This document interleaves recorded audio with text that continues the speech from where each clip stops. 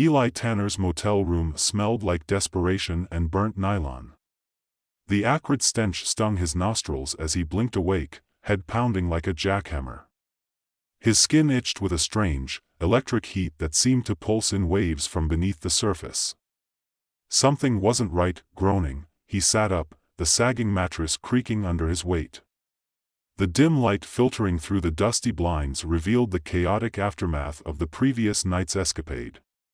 His shirt was a shredded mess on the floor, next to a half-empty bottle of whiskey and an ominous-looking syringe capped with a faintly glowing green liquid. Eli grimaced. "Not again," he muttered, stumbling toward the mirror above the rust-stained sink. He froze. His reflection didn't look entirely human. His pupils were vertical slits, reptilian and unblinking. His fingertips were coated in a faint, almost imperceptible sheen, like scales trying to break through. And the glow, God, that glow! His veins, once unremarkable, now radiated faintly beneath his skin like bioluminescent roots. "Great," he said to no one in particular, splashing cold water on his face. It didn't help. The glow faded slightly, but the exhaustion creeping into his bones didn't. His body felt older. He reached for his phone, only to find a crumpled note in his pocket instead. "Saving the senator's daughter, $50,000. Don't die. Call me when it's done." Eli stared at the note. It wasn't the first time he'd taken a job like this, but it felt different now. The stakes weren't just about someone else's life anymore, they were about his. Every time he used the serum, his body paid the price. He could feel it now, a gnawing sensation deep in his core, as if the marrow in his bones was being siphoned away. With a sigh, he grabbed the syringe from the floor, shoved it into his duffel bag, and headed out. The motel manager gave him a dirty look as he passed the front desk, muttering something about overdue rent.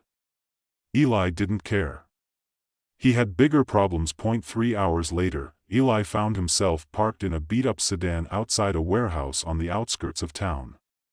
The senator's daughter, Lena Caldwell, had been kidnapped by a group of eco-terrorists called Verdant Rising. Their manifesto painted them as environmental crusaders, but their tactics leaned more toward violence and chaos. Eli had read enough about their leader, a maniac named Cyrus Trask, to know this wouldn't be a straightforward rescue. He pulled out his laptop, fingers dancing across the keys as he hacked into the building's security system. The camera feeds flickered to life, revealing a grim interior, armed guards patrolling the hallways, makeshift labs cluttered with vials and test tubes, and, in the center of it all, Lena Caldwell chained to a chair. Eli leaned back, his mind racing. He could go in guns blazing, but that wasn't his style. He needed a plan, and maybe a little help from the serum. Pulling the syringe from his bag, he hesitated. Every time he used it, he lost something, days, weeks, maybe even months of his life. But he didn't have a choice. "Here's to bad decisions," he muttered, plunging the needle into his arm. The serum burned as it coursed through his veins, a firestorm of energy and pain. His senses sharpened instantly. He could hear the faint hum of the warehouse's electrical systems, smell the distinct metallic tang of gun oil on the guards' weapons. His muscles tightened, his reflexes humming with newfound power. But the side effects hit just as fast. His chest tightened, his vision blurred for a moment, and then he was back. He rolled his shoulders, the discomfort fading as adrenaline took over.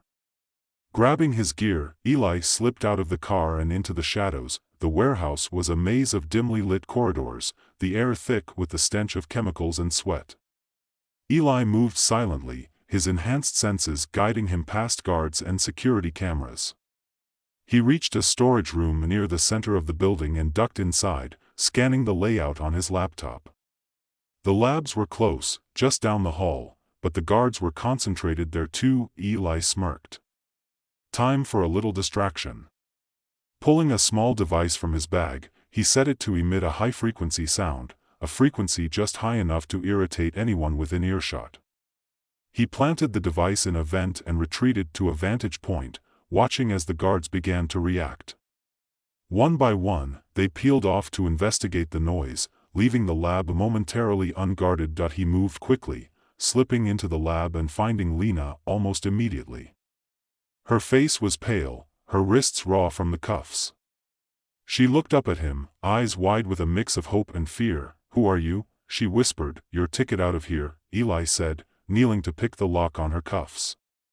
"Stay quiet and follow my lead." Lena nodded, her movements slow and cautious. Eli could see she was dehydrated, likely drugged, but there was no time to dwell on it. As the cuffs clicked open, he helped her to her feet. "What about the others?" she asked, nodding toward a row of caged animals on the other side of the lab. Eli hesitated. The animals were part of the terrorists' experiments, victims of the same chemical that had created the evolution catalyst. He could see the desperation in her eyes, but they didn't have time. "We'll come back for them," he lied. She didn't look convinced, but she followed him anyway. Their escape wasn't smooth. As they crept through the corridors, the guards began to realize something was wrong. The sound of shouts and running footsteps grew louder, echoing through the warehouse. Eli's enhanced senses told him they were running out of time. "Stay close," he whispered, leading Lena toward an exit he'd scoped out earlier. Just as they rounded the final corner, a group of guards appeared, blocking their path. Eli didn't hesitate. He lunged forward, his evolved reflexes allowing him to disarm the first guard before the others could react. The fight was brutal and quick, Eli's enhanced strength and speed giving him the edge, but it wasn't without cost. By the time the last guard hit the floor, Eli was gasping for breath, his body screaming in protest. Lena stared at him, her expression a mix of awe and horror. "What are you?" "Just a guy trying to do the right thing," he said, grabbing her arm and pulling her toward the exit. They burst out into the cool night air, the warehouse alarms blaring behind them. Eli's car was parked a block away, and they ran for it, Lena struggling to keep up. As they reached the car, Eli could feel his body beginning to crash. The serum's effects were wearing off, and the familiar ache of exhaustion was creeping in. He started the car, his hands trembling on the wheel. "Hang on," he said, flooring the gas pedal. As they sped away, Lena turned to him. "Why are you helping me?" Eli didn't answer right away. The truth was, he wasn't sure. Maybe it was the money, or maybe it was the guilt gnawing at him for all the times he'd used the serum for selfish reasons. Or maybe it was something simpler, a chance to be the hero he'd once dreamed of being. "Because someone has to," he said finally, his voice quieter than he intended. Lena didn't reply, but the look she gave him said enough. She saw the toll it was taking on him, the sweat on his brow, the way his hands trembled. She knew he wasn't a superhero. He was just a man, fighting against the clock, and the clock was winning. The road stretched ahead, empty and dark, illuminated only by the car's headlights. Eli kept his grip tight on the wheel, even as his knuckles turned white. His body felt like it was shutting down in stages, first the aches in his chest, then the fire in his muscles. He could feel the serum draining him, stealing minutes of his life with every mile they put between themselves and the warehouse. Beside him, Lena shifted uneasily in her seat, her arms wrapped around herself as if she could ward off the chill of the night. Her voice finally broke the silence. "You're not going to make it far like this," she said softly. "You're sweating bullets, and I can hear you wheezing. Do you even know where you're going?" Eli gritted his teeth, ignoring the sting of her words. She wasn't wrong. His vision had started to blur at the edges, and the steering wheel felt heavier with every turn. He didn't answer her right away, his focus locked on keeping the car steady. "Safe house," he said finally, his voice hoarse. "Couple miles out. We'll lay low, regroup." "That's assuming we don't get pulled over for looking like fugitives," she muttered, glancing at his blood-streaked shirt. "Stay down if you're worried," he shot back, though there was no real anger behind the words. He was too exhausted for that. They drove in silence after that, the tension between them thick but unspoken. It wasn't until they reached the rundown shack Eli called a safe house that he allowed himself to relax, just slightly. The place was as unremarkable as it was isolated, nestled at the end of a dirt road surrounded by dense woods. No one would find them here, at least not for a while. Eli killed the engine and slumped back in his seat, exhaling heavily. For a moment, he just sat there, his body too heavy to move. Then Lena nudged him. "You're not dying on me now, are you?" Eli smirked faintly, though it felt more like a grimace. "Not yet." He pushed the door open and forced himself to his feet, the cool night air biting at his damp skin. Lena followed, her eyes scanning the shadowy trees around them. "This place looks like it hasn't been touched in years," she said. "Exactly the point," Eli replied, leading her to the door.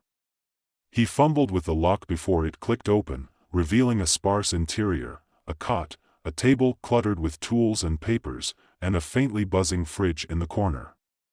It wasn't much, but it was enough. Lena stepped inside cautiously, her arms still wrapped around herself. "And this is where you hide out? Alone? How do you even sleep in a place like this?" "I don't," Eli said flatly, dropping his bag on the table. "Not much, anyway." He didn't elaborate. Instead, he dug through his duffel bag until he found the first aid kit. He plopped it down on the table, then sank into the nearest chair. His hands trembled as he peeled back the sleeve of his shirt, revealing a patchwork of bruises and shallow cuts. Lena winced. "You look like you've been run over by a truck." "Feels about the same," Eli muttered. He grabbed a bottle of antiseptic from the kit and hissed as he dabbed it onto one of the wounds. Lena hovered nearby, watching him with a mixture of curiosity and unease. "You didn't have to come for me, you know," she said after a long pause. "I don't know who hired you, but your father," Eli interrupted, not looking up. "He paid me to get you out."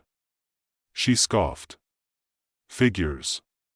Senator Caldwell cares more about optics than actual people. Guess that's why he sent a hired gun instead of the cops." Eli shot her a sharp look. "Look, I don't care about your daddy issues. I got you out of there, didn't I?" Lena didn't respond, but her expression softened slightly.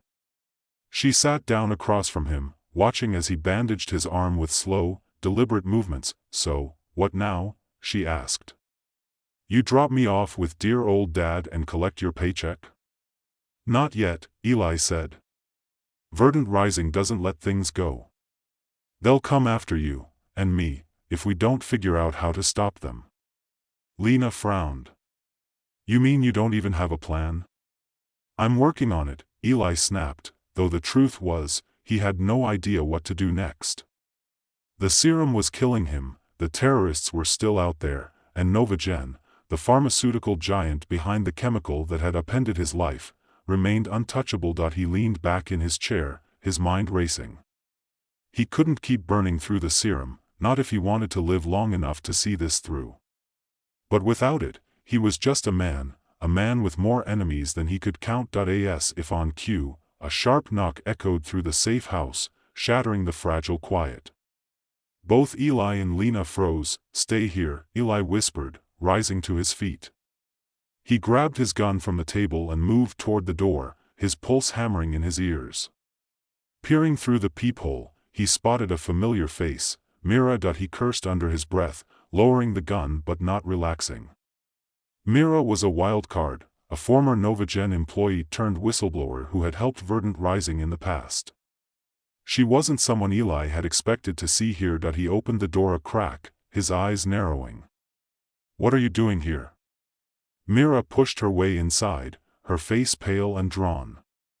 "You're not the only one who knows how to track people, Tanner." Eli closed the door behind her, glaring. "How the hell did you find me?"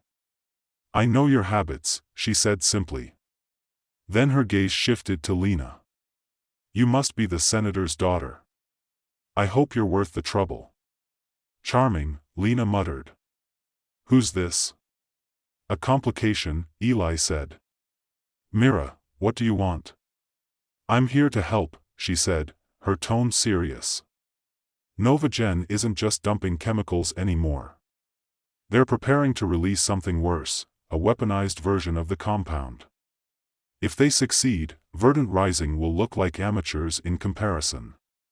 Eli felt a cold knot form in his stomach. You're saying they're planning to use it on people? Mira nodded grimly. Unless we stop them.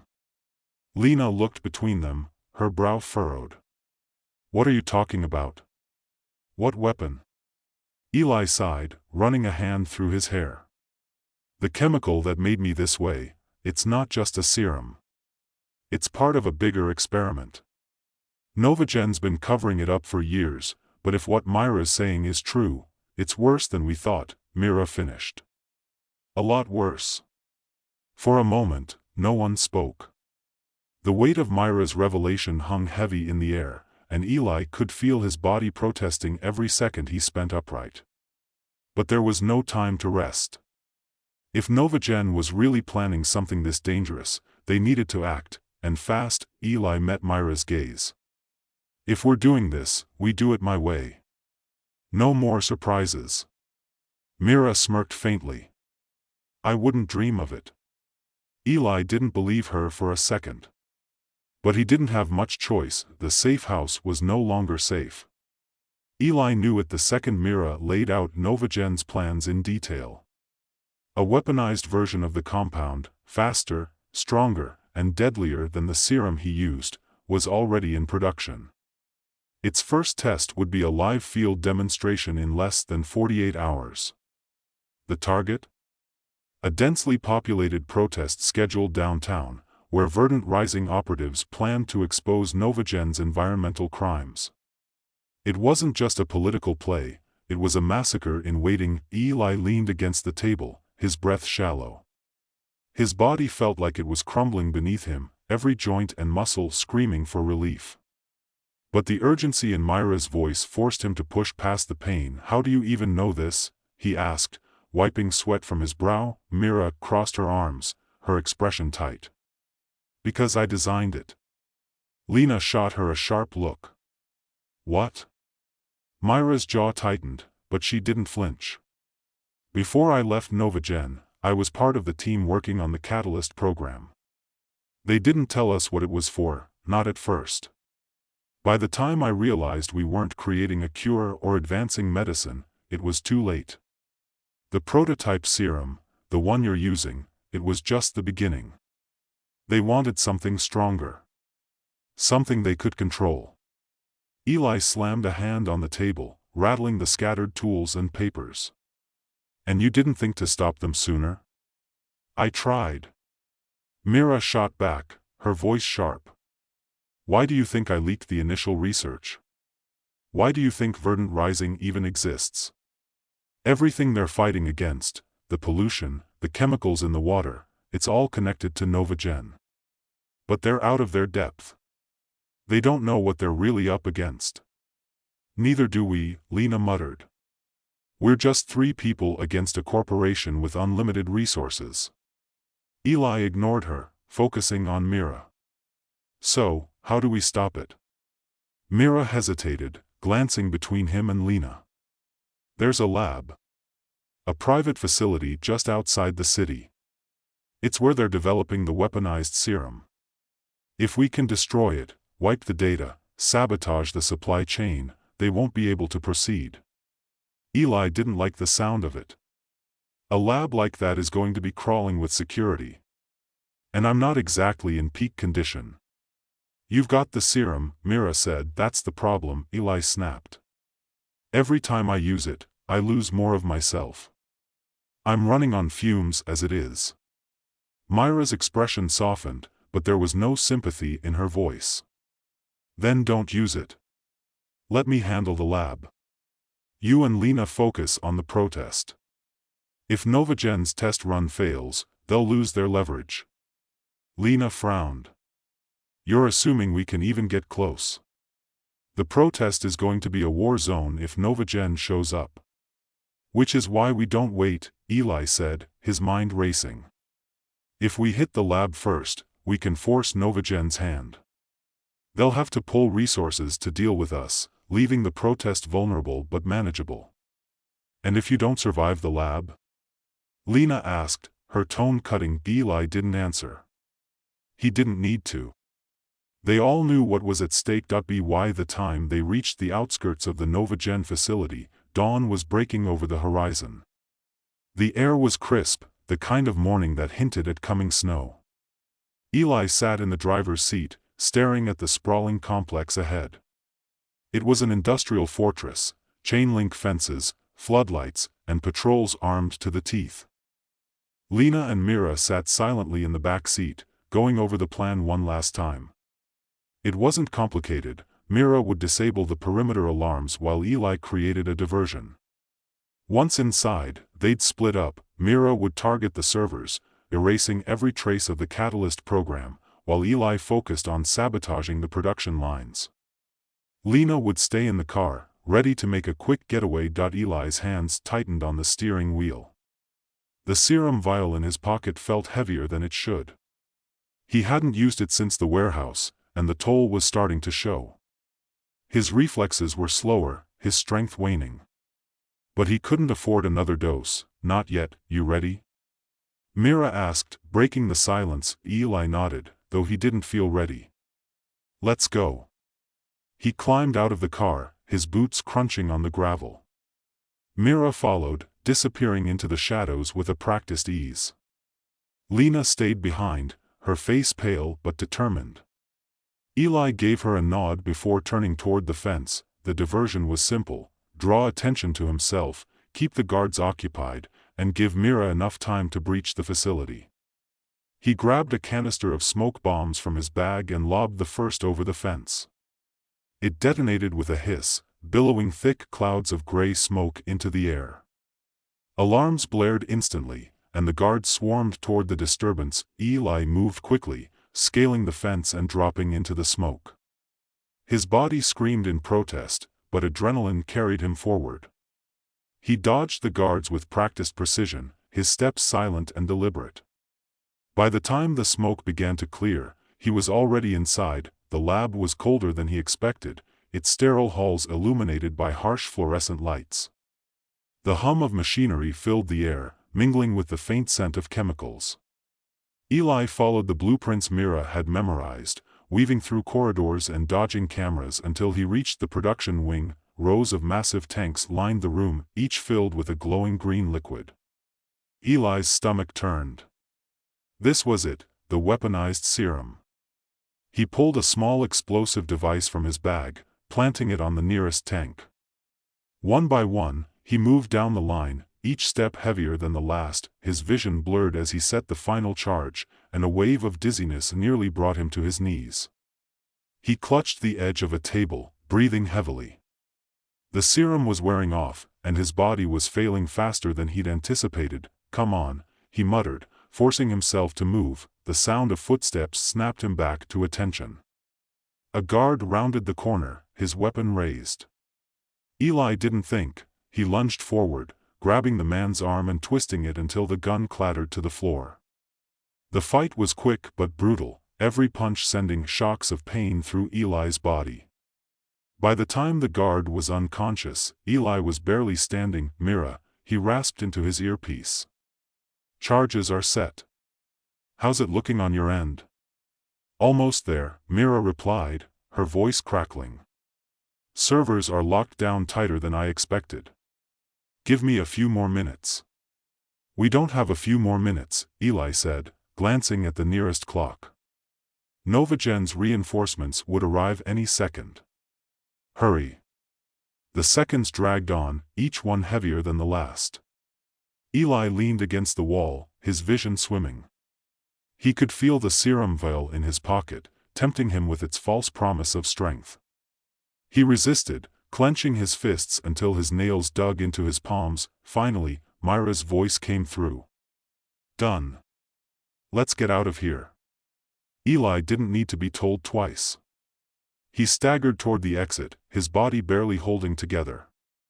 By the time he reached the car, Mira and Lena were already inside, their faces tense. Go, he said, collapsing into the passenger seat. Lena floored the gas pedal, the car tearing down the dirt road as the lab erupted behind them in a fireball of green light. The explosion lit up the sky, the sound deafening even from a distance. Eli slumped against the seat, his breathing shallow. Mira glanced at him, her expression unreadable. You did it, she said softly. Eli didn't respond. His vision faded to black as exhaustion finally claimed him. When he woke, he was in a hospital bed, the sterile smell of disinfectant stinging his nostrils. Mira sat in a chair beside him, her arms crossed. "You're alive," she said. "Barely." Eli tried to speak, but his voice was too weak. Mira leaned closer. "We stopped Novagen," she said. "For now. But they'll rebuild. They always do." Eli closed his eyes, a faint smile tugging at his lips. It wasn't over, not by a long shot.